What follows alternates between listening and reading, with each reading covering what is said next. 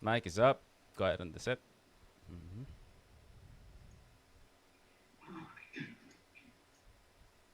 Magandang Monday morning po sa inyo mga kaibigan. Simula ng bagong buwan, bagong linggo at bagong season nandito sa Laguna po ang aming hatid sa inyo.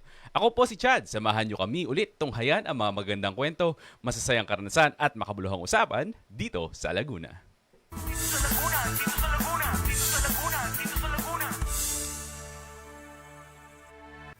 Dito sa Laguna, tayo ay sama-sama. Dahil bagong season po, konting recap lang ng ating nakaraang episode. Pinag-usapan natin yung collaboration between certain groups in Cabuyao, Laguna, ang Hardin Kawingan, at ang ilang mga advocacy groups po na interview natin dito sa Laguna. Naging tulay ang ating programa po para mabuo yung collaboration na yan. Para mapanood ninyo ang buong episode, mag-like at mag-follow na lang kayo sa aming Facebook page, fb.com/dito sa Laguna TV. At dahil Oktubre na, panahon na naman ng isa sa mga pinaka-aabangang event dito sa UPLB, ang UPLB Loyalty Day. Kaakibat din naman ng pag-celebrate ng Loyalty Day ay ang iba't ibang events na hosted ng iba't ibang mga kolehiyo dito sa ating universidad. Siyempre, di papahuli ang DevCom. At dahil dyan ay sa October 9, meron tayong Speaking of DevCom. At para pag-usapan, ang event na yan ay makakasama natin si Sir Romel Daya, ang presidente ng CDC Alumni Association, para talakayin yan. Sir Romel? Hello, Chad. Magandang umaga sa iyo at sa mga tagapakinig, tagapanood ng dito sa Laguna. Mhm. Hello sir, simulan na natin ang ating talakayan. Sure. Dahil sa COVID-19, syempre kita naman natin ang tindi talaga ng effect nitong pandemic na ito sa lahat ng fields at facets ng society, ano? Paano naman naapektuhan nito ang ating pagdiriwang ng Loyalty Day?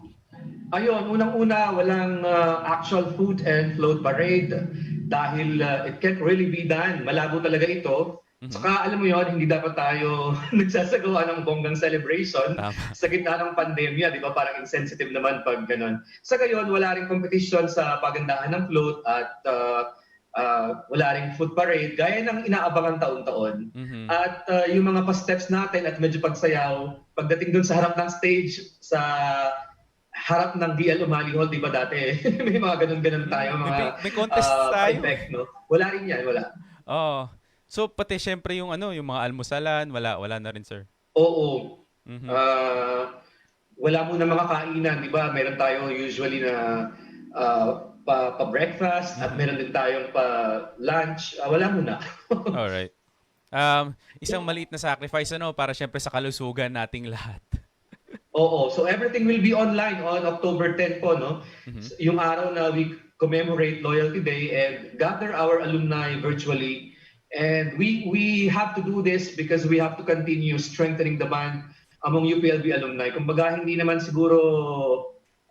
bonggang-bongga ito Hindi naman insensitive siguro para mag-hold kahit online lang na celebration. Para naman sa gitna ng pandemya, makamusta natin yung ating mga alumni, magkaroon pa rin ng ugnayan. Yun. Alright, sir. So, nabanggit nga natin kanina na meron tayong event sa DevCom, ang Speaking of DevCom. Kwentuhan niyo naman kami, sir. Ano ba itong Speaking of DevCom? Matagal na itong ginagawa noong parang nung unang termino ko sa CDC OIC ako noong 2012. Naisip namin na sana itong mga binibigyan natin ng award ay mapagsalita natin at mapakinggan ng constituents ng CDC. So, nagkaroon kami ng forum. Diyan nagsimula yung Speaking of DevCom. Tapos, dati hindi siya ganun ka-regular. Bago yung 2012, nangyayari minsan hindi. Pero ginawa namin itong regular noong 2012 hanggang sa naging taon-taon na. And I guess it's very important to hear from our alumni in a formal forum like this. We have to learn from their experience and get them connected to us. Makatutulong yung kanilang inputs sa pagpapayabong ng instruction at research ng DevCom.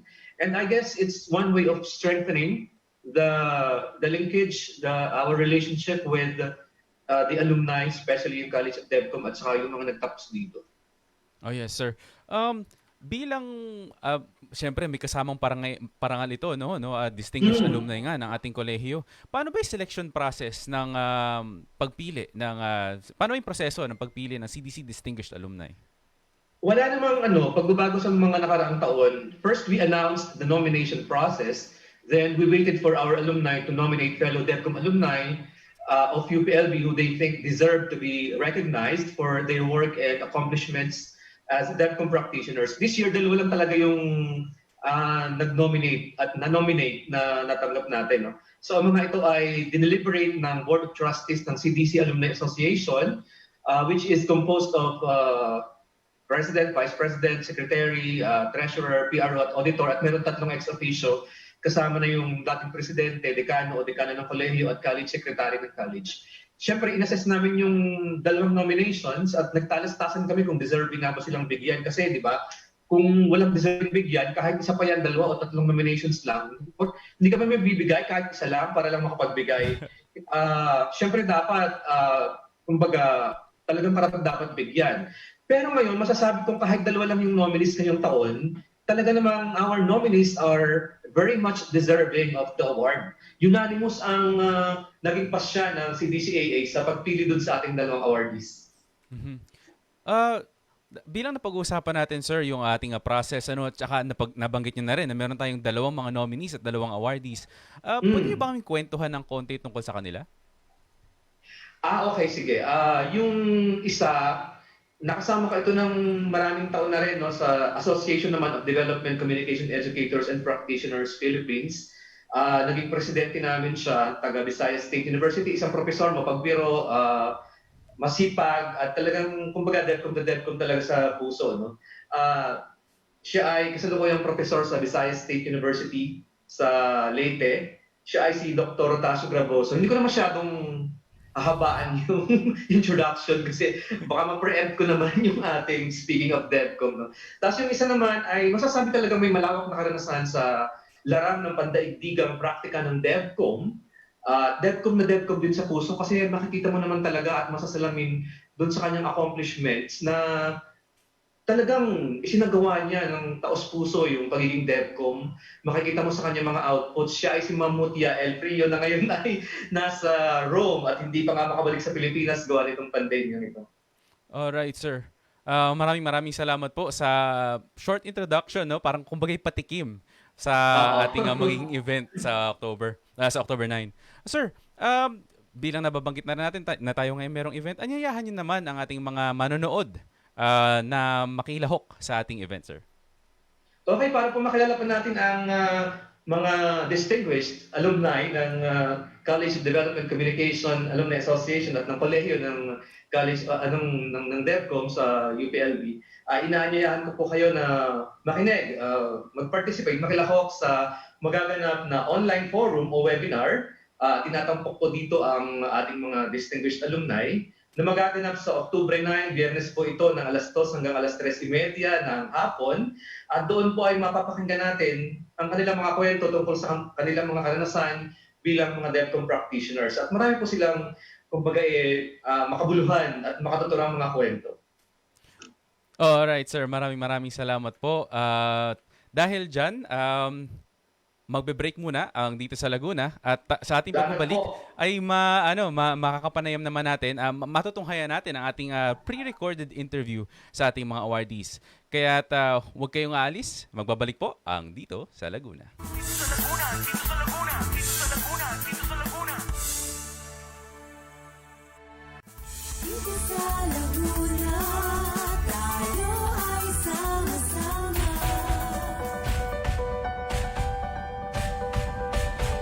Bilang isang proud isko, ang pairalang para sa bayan Okay, ay sir. hindi lamang mga salitang walang saysay, kundi isang gabay sa pamumuhay. Ngayong panahon po ng pandemya, marami pong isko at iska ang nangangailangan po ng inyong tulong.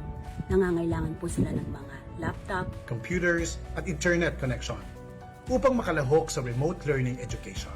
Tulungan po natin sila na matupad ang kanilang mga pangarap. Na maipagpatuloy ang pag-aaral o di kaya'y makapagtapos na upang makapag-ambag sa ating bansa. Sama-sama, Tulong-tulong ang pag-ambag. Walang iwanan. Kaagapay ako ng UP.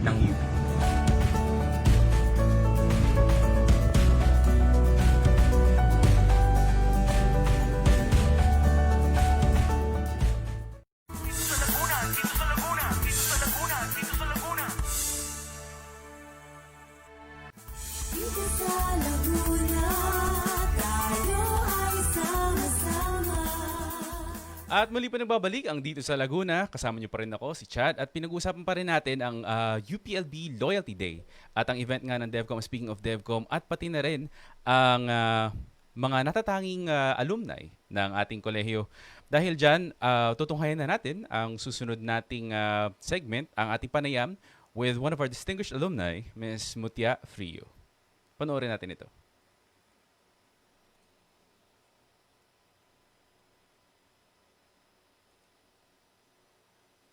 Alright. Hello, Ma'am Mutia. Magandang araw. Kumusta naman po sa Rome? Ito malamig-lamig. We're doing good. Okay naman. Alright. COVID is, your city is recovering from the COVID pandemic na rin, ano po, no?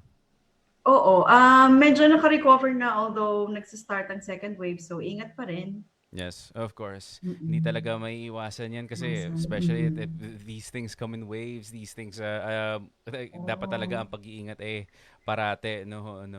Yes, hanggat wala pang vaccine, so... Yes, tama. We should all do our part in staying healthy. Ayan mga kapatid, mga manonood, narinig na ninyo.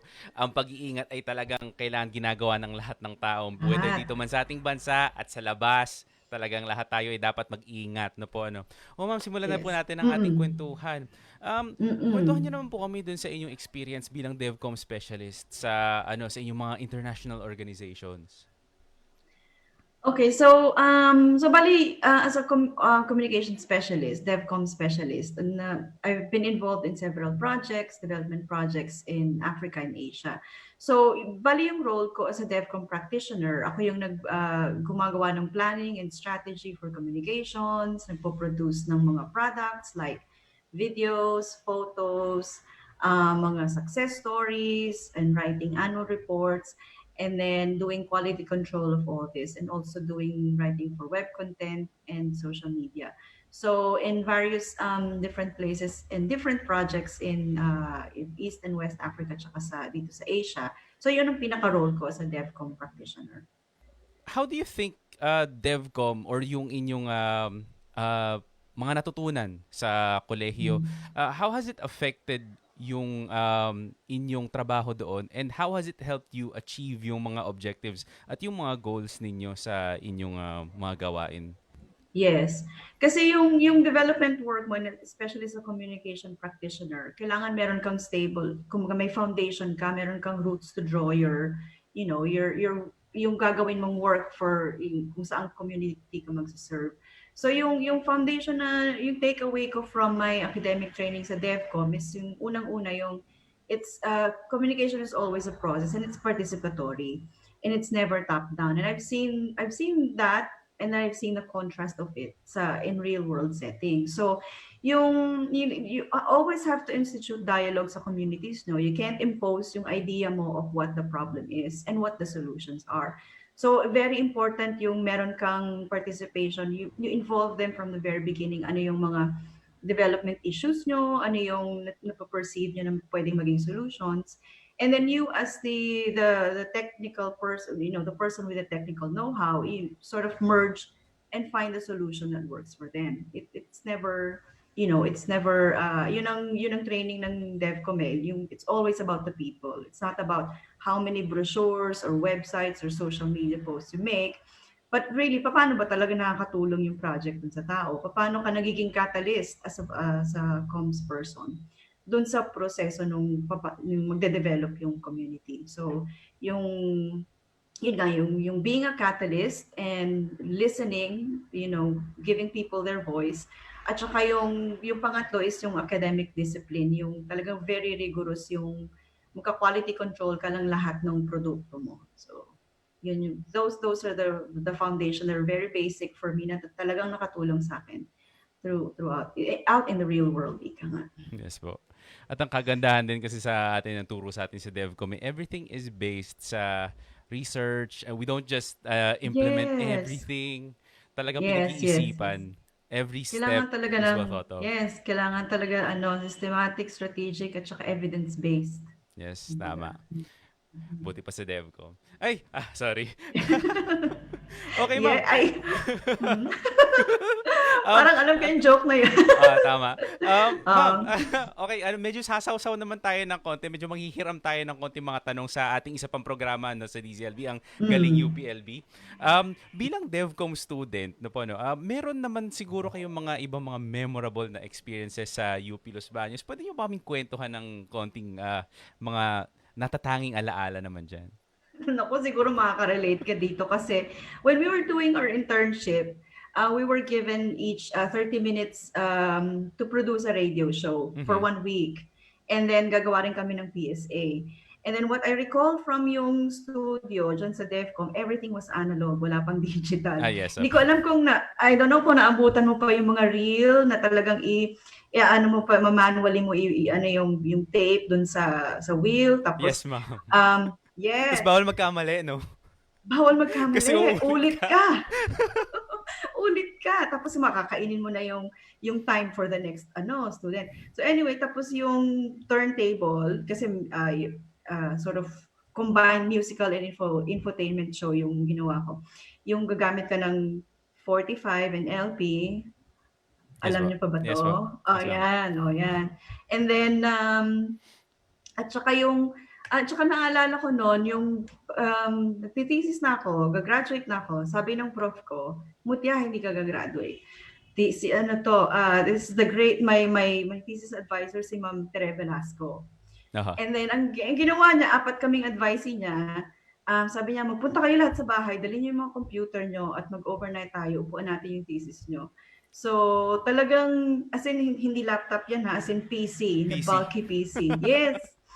And then, yun, inupuan niya kami isa-isa, and then we went rigorously through all of her, yung buong revisions ng thesis namin. So, talagang, yun yung really burning the candle para kita mo rin naman yung dedication ni Ma'am Velasco tsaka ng mga students kasi hindi pwedeng basta-basta lang, di ba? May quality Tama. kang hinahabol sa bilang isang para talagang sabihing UP grad ka. Opo. So Siyempre, yun. So, ang yun yung ating mga- honor and excellence is always striving for a greater standard naman. Yes. Ma'am, konting katanungan na ano yung isang pinaka nami-miss ninyo sa DevCom o sa UPLB? Well, kasi taga-LB naman ako. Yes, ma'am. I grew up in LB, born and bred. And then, well, syempre, family ko. At saka yung time na, especially now, time na makakalabas ka, magkakain kayo sa Max, and And then, yung sa academic, naman, syempre nakakamiss din yung camaraderie nung time na nung mga blockmates kayo kasi pare-pareho kayong stressed sa internship, yung magpapass ng ng mga requirements or magpo-produce ng mga PSA and everything. So yun ang Just the student life in general. yung wala ka pa masyadong worries. Yeah. Ang worry mo lang paano ka papasa and then, The grade. Yes. Oo, ma'am.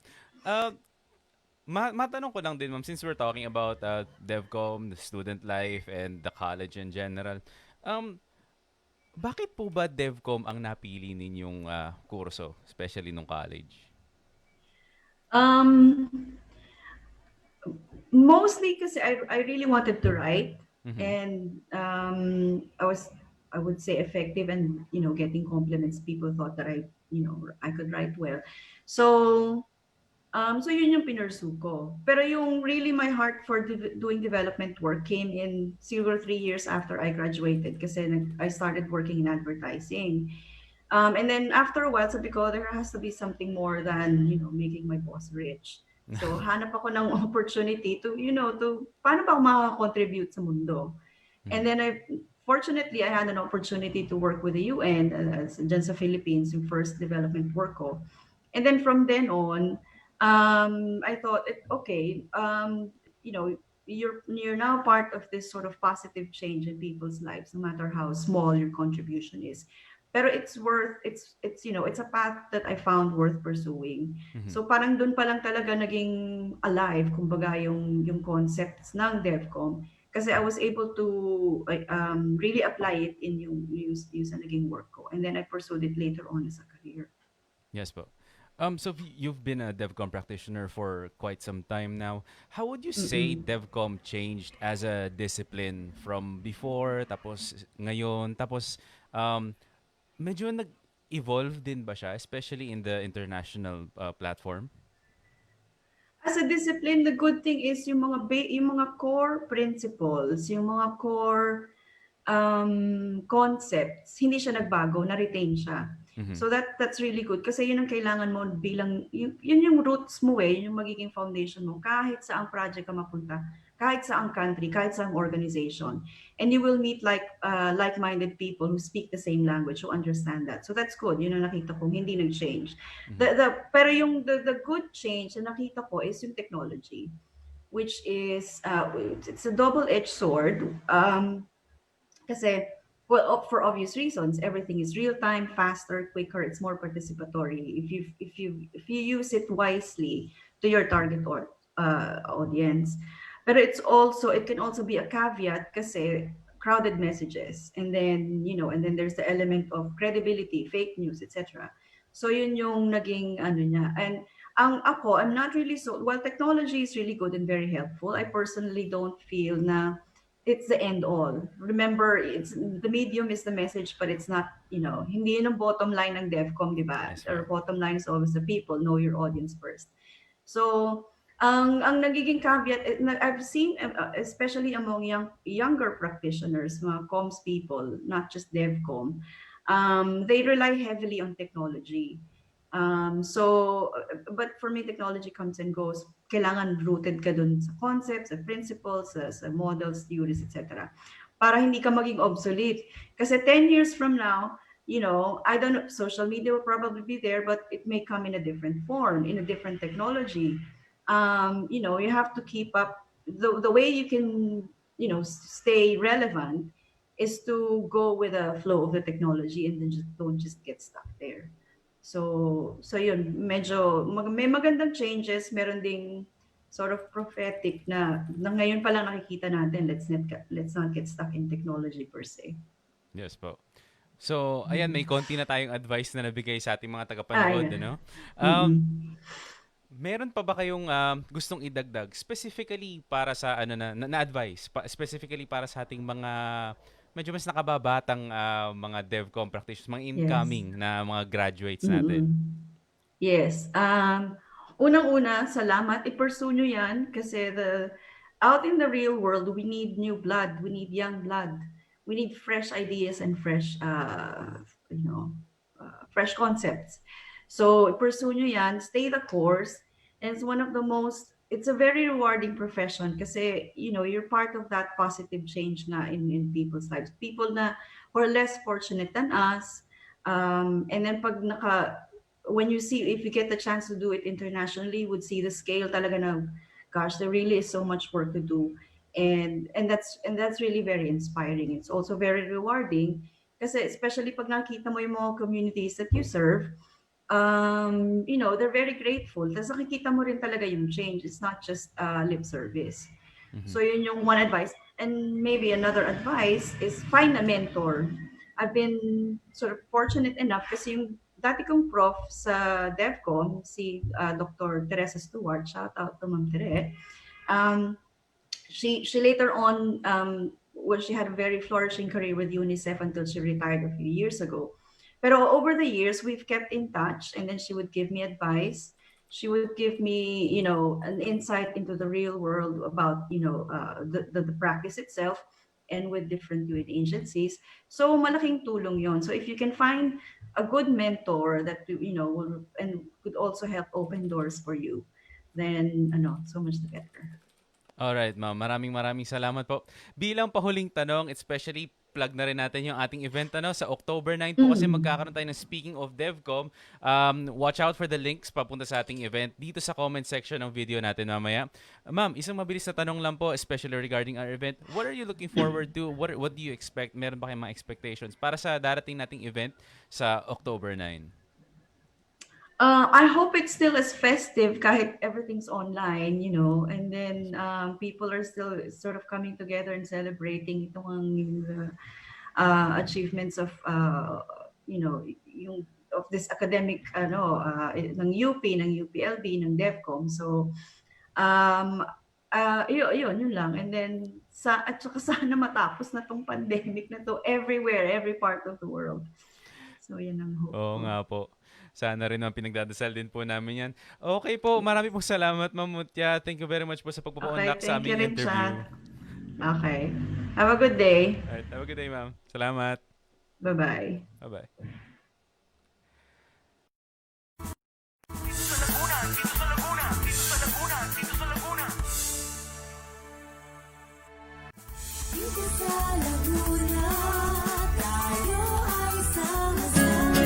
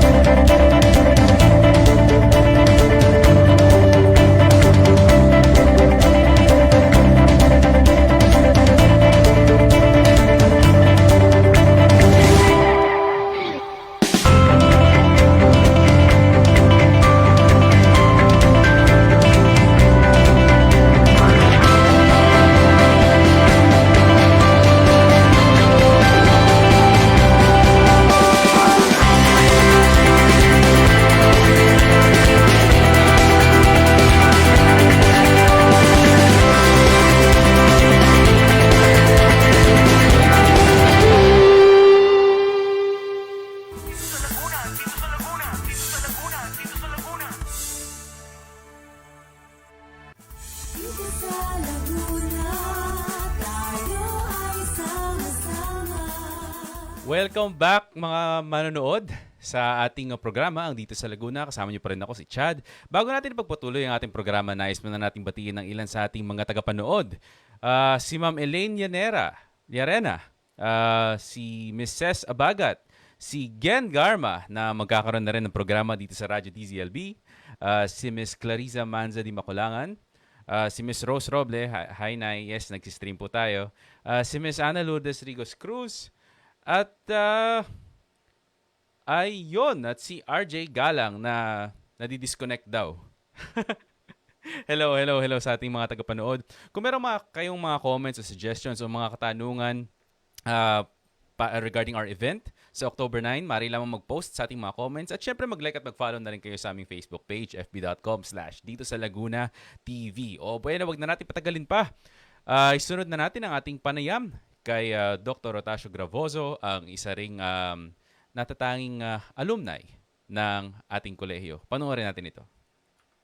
Dito sa Laguna, dito sa Laguna, dito sa Laguna, dito sa Laguna.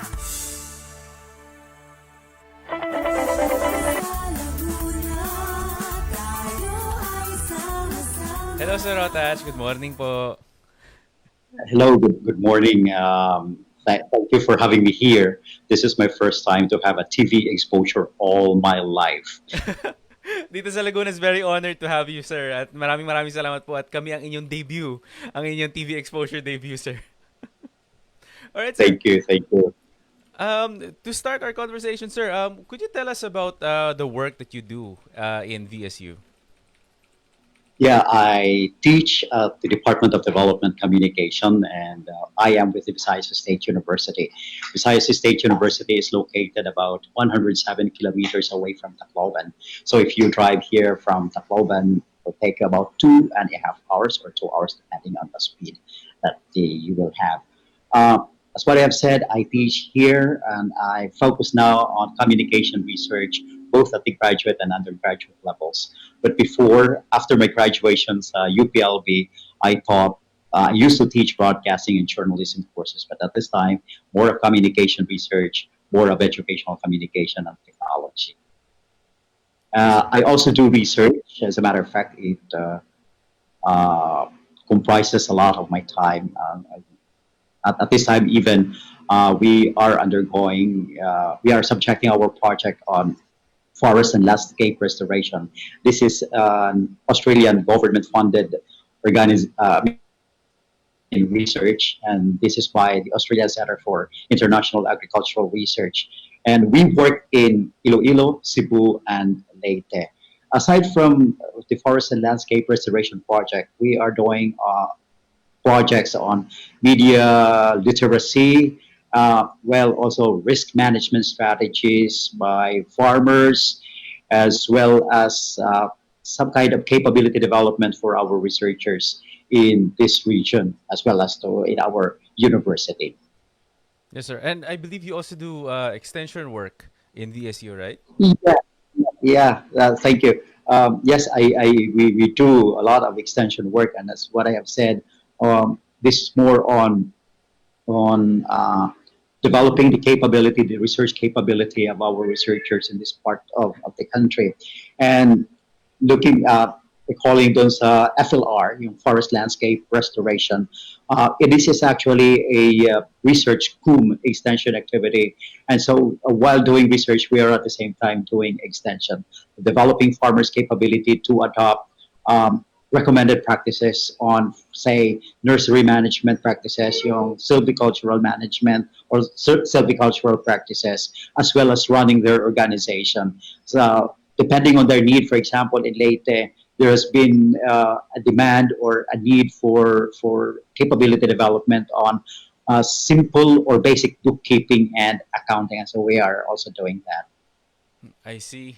So, ito pa, ang dami pala pinagkakaabalahan ni Sir ngayon, ano? Marami. With the time on leave, actually, mas marami no, I'm very much loaded at this time that I'm on leave. Yes, sir. Sir, matanong ko lang po, ano po ba yung batch ninyo sa DevCom? I did my master's there, starting in June 1989, and then I graduated in November 1991. But nag-March ako May 1991 na. Okay. Maraming salamat, sir. So, matagal-tagal na rin pala. At mukhang, since MS, parang very significant ang inyong stint dito sa UPLB, no? Given that you've already worked for quite some time as a DevCom practitioner and sa dami ng research activities and extension projects na ginawa ninyo with VSU, would you say that DevCom or your education in DevCom has helped you in this experience? Yeah. Excuse me. In so many ways. Starting, for example, kasi dito sa VISCA, we were Visayas State College of Agriculture back then.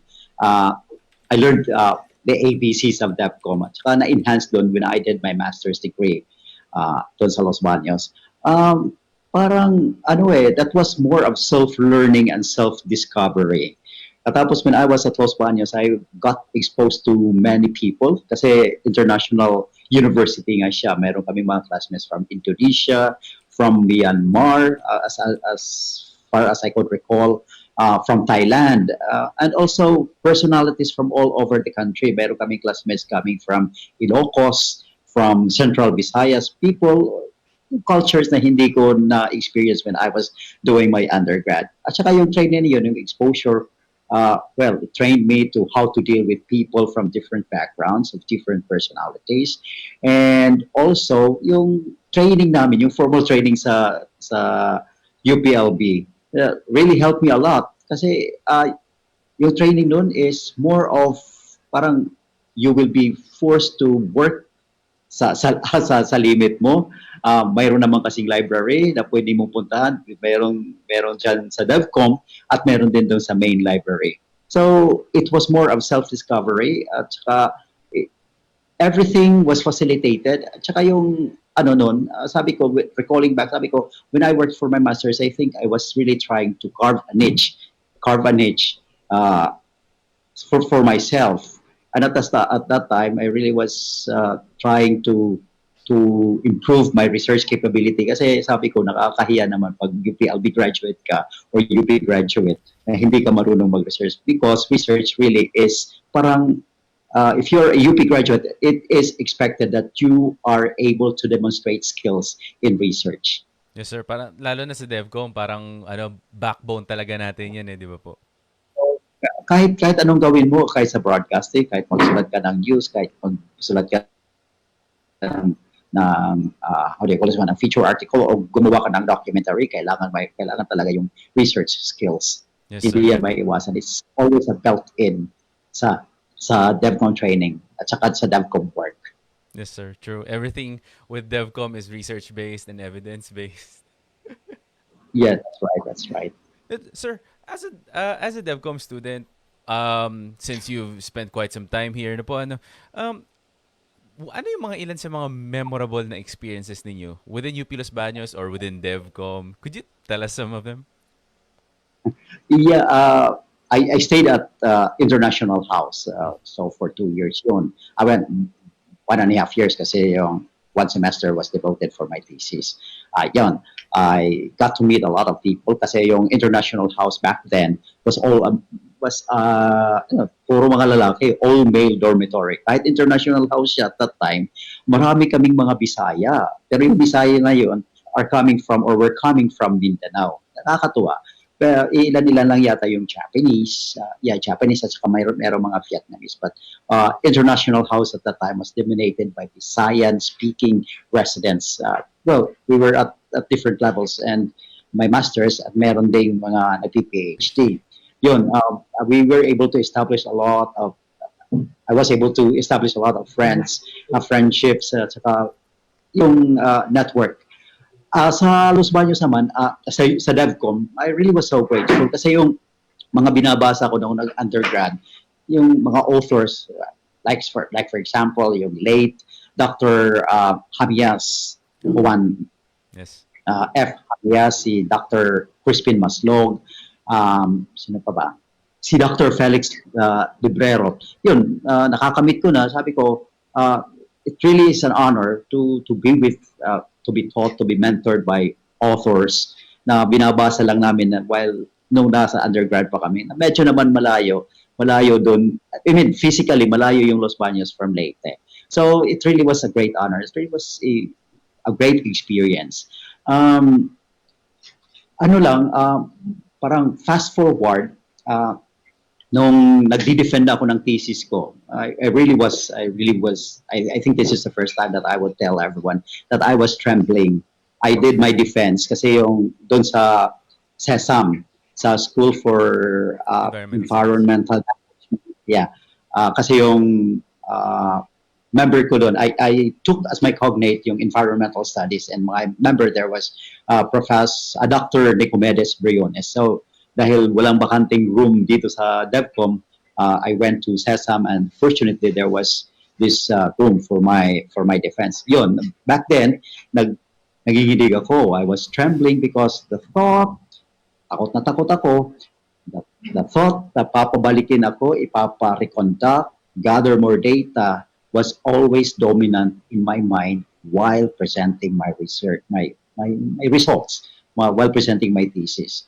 Nanginginig ako noon. But fortunately, when here comes now the Q&A, by the way, my thesis focused on plant farmers' comprehension of pictorial messages and environmental protection.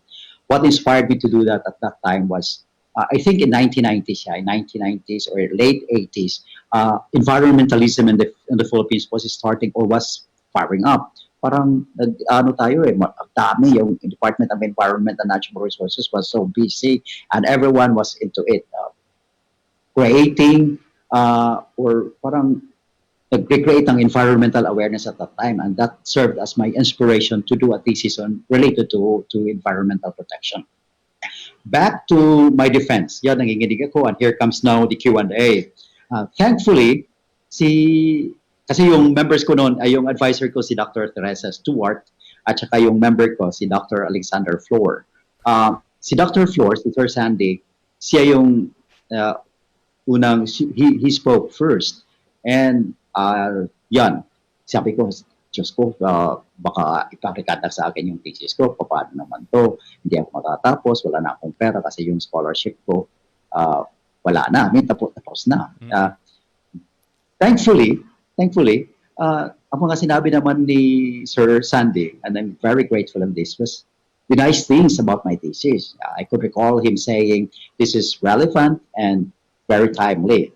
Very timely and relevant because at that time, again, sinabi ko that was the time that we were still firing up in terms of environmental awareness dito sa Philippines. All praises naman ang sinabi niya, wala naman siyang sinabing ipaparido sa thesis ko. So, at that time, yung fear na convert into happy moment, yung dreadful moment na convert into a happy moment. Very, very grateful ako. Tapos yata, parang hindi yata nagtagal yung defense ko kasi meron na ngang praise. Hindi naman kumontra yung ibang members. And I think nag-agree naman kasi marami akong first. Yung thesis ko was the source of my first publication in a scientific journal. Based on my thesis, we wrote an article, we submitted an article dun sa Journal of Applied Communications published by Florida University. So, yan, I felt honored, I felt great. Sabi ko, marunong na pa pala ako mag-research. And at that time, when Dr. Flor was saying good things about my thesis, sabi ko, ay, Lord, thank you.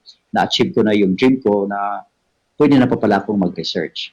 Yan, sabi ko nga, yung research skills is very, set of skills in research is very important really for a UP graduate, a UPLB graduate, because that separates you, that distinguishes you from other graduates of other universities.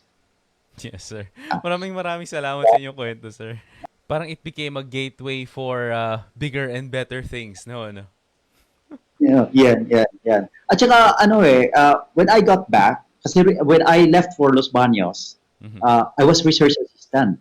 Research assistant ako.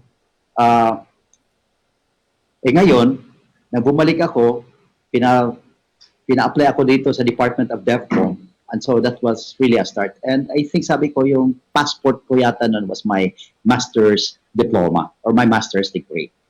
Yun, nagtuloy-tuloy na. And the need to do advanced education, yung PhD, was really real kasi nasa academic unit na ako. Yes, sir. Sir, quick question lang po.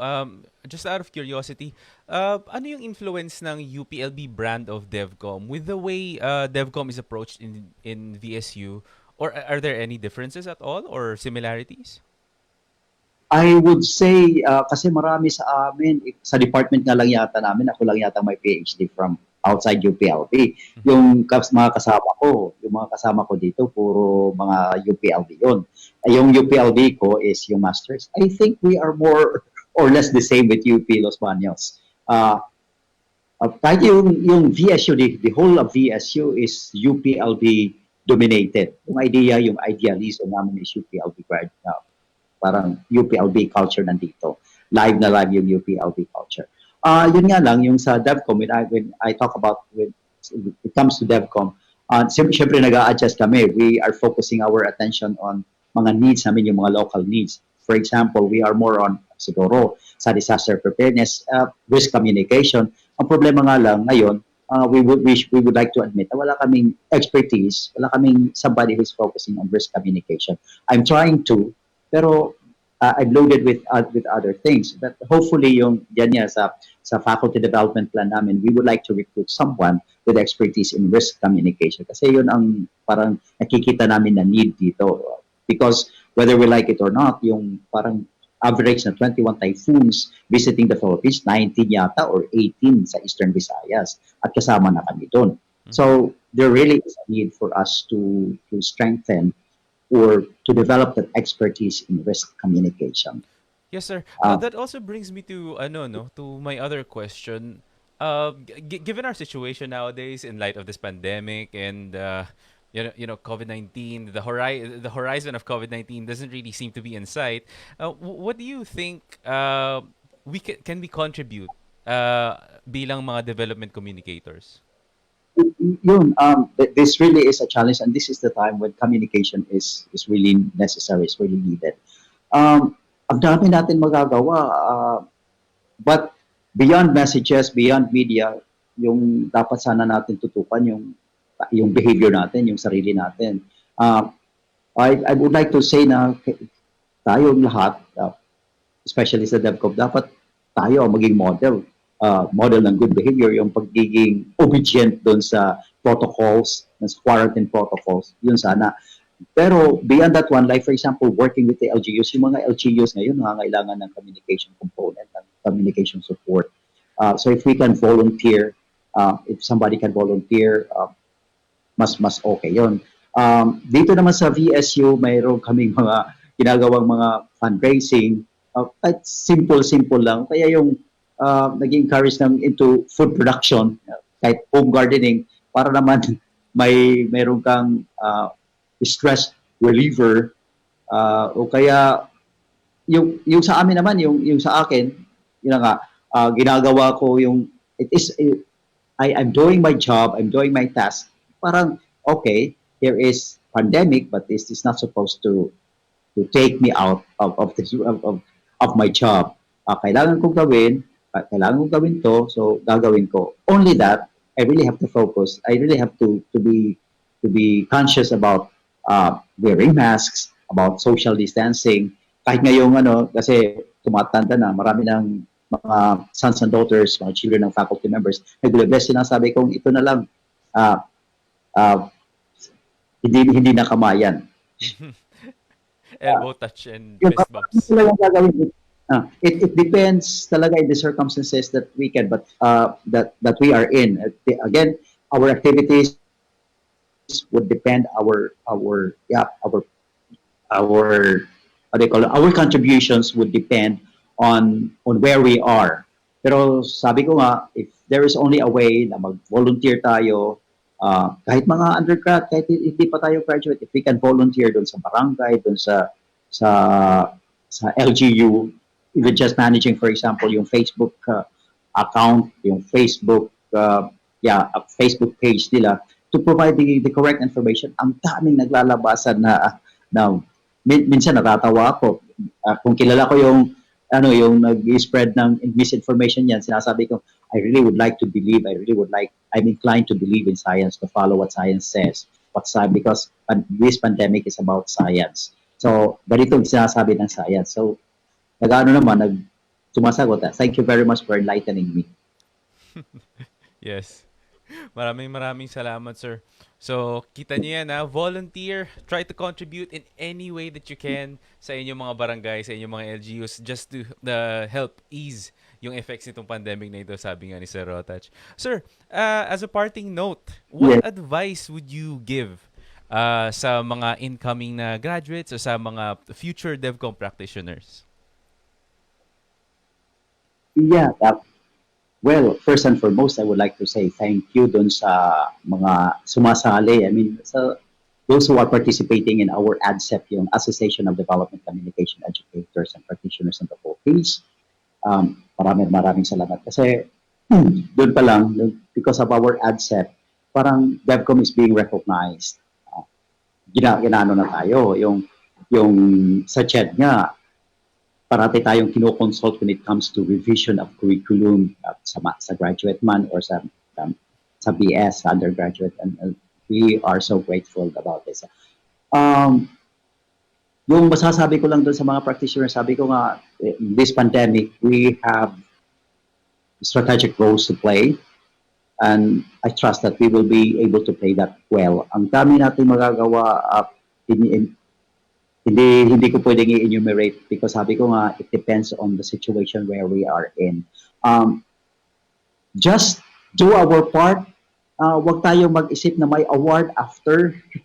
No? Although it's very, very important, wag tayo mag-isip ng parang kapalit na when we do these things, when we do something, merong kapalit. I think we don't have to think that way because whether we like it or not, if we do good, meron naman talagang kapalit eh. Meron talagang kapalit. Ako, I never expected na magkaka-award ako ng ganito. I'm truly honored na may award na ganito. I never dreamt. Pero sabi ko, ginagawa ko lang yung dapat, the things that I think should be done, these are the things that I do. Yun lang yata. Tapos dun sa mga, dun sa mga undergraduate, sa mga bata, yung mga young minds. Again, I'm very grateful na sa mga series of, sa mga conferences natin, sumasali kayo. Kasi, when you see young people in conferences presenting their their thesis, presenting their project, presenting their research, parang sinasabi, wow, great, thank you. Kasi you are so sure that there are people who will be following, who will be implementing perhaps your ideas. Kasi whether we like it or not, nagiging limited na ngayon yung time natin. We are aging. Sabi ko nga sa mga estudyante ko, I'm already seeing the sunset of my life. But pag merong mga bata, yun, I'm very happy, I'm jubilant because sabi ko nga, I see the future of communication. Yung ginagawa natin ngayon are sure to be implemented in the next couple of years. So, especially those coming from the rural communities where I live, there's no hindrance. Walang hindrance talaga. If we dream, if we just work, we will succeed. Kung may nagsasuffer tayo ngayon ng discrimination, ng isolation, it's fine. It's part of life. Treat it as a part of the game. After all, life really is a game, and success in life depends on how we play the game.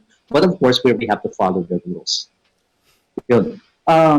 Yan pa nga pala, before I forget, I really share this award to my colleagues sa department, sa development communication. And I would like to highlight especially mention si Dr. Monena Escalada. Kasi siya yung nag-cultivate ng research culture dito sa aming department. As she is already serving now as our professor emeritus. Very, very grateful at saka sinabi ko nga kanina kay Dr. Wilfred Atlas na for making it sure that I will get my master's on time. Mga kasama ko dito sa department, sila Edith, si Dr. Cagasan, Dr. Edith Cagasan, Dr. Cristina Gabrilio, Aldoreco, Derek Alviola, Ched Cortez, Isabel Amora. She has been my student. She was my student in the undergrad and now joining our department. Well, there are how many of them? Derek, Jed, Isabel, and the other one is Claudine. These are my students and now my co-workers. It's it's really, really amazing to be working with young people who have been your students. Well, to the VSU administration, it's really nice, so lucky if you work with VSU, I would like to say, because here we have a very nice environment, really, really conducive for productivity. Everyone enjoys work and everyone enjoys the environment. So hindi yata kami nag-iisip kung ilang oras kami nasa office kasi there is a connection between our homes and the work. And being on campus, it's really refreshing, I would say. Lilipat I hope everyone will... VSU, sir. Joke. Punta kayo dito. Yes, sir. Pagkatapos At dahil dyan, sir, maraming salamat po sa pagpapa-unlock sa aming panayam. Congratulations po ulit at maraming salamat po, sir. Yeah, thank you so much. Thank you and good luck. And we are praying that this pandemic will come to pass soon. Thank you. Indeed, sir. Maraming salamat po. Dito sa Laguna, dito sa Laguna, dito sa Laguna, dito sa Laguna. Dito sa Laguna, tayo ay sama-sama.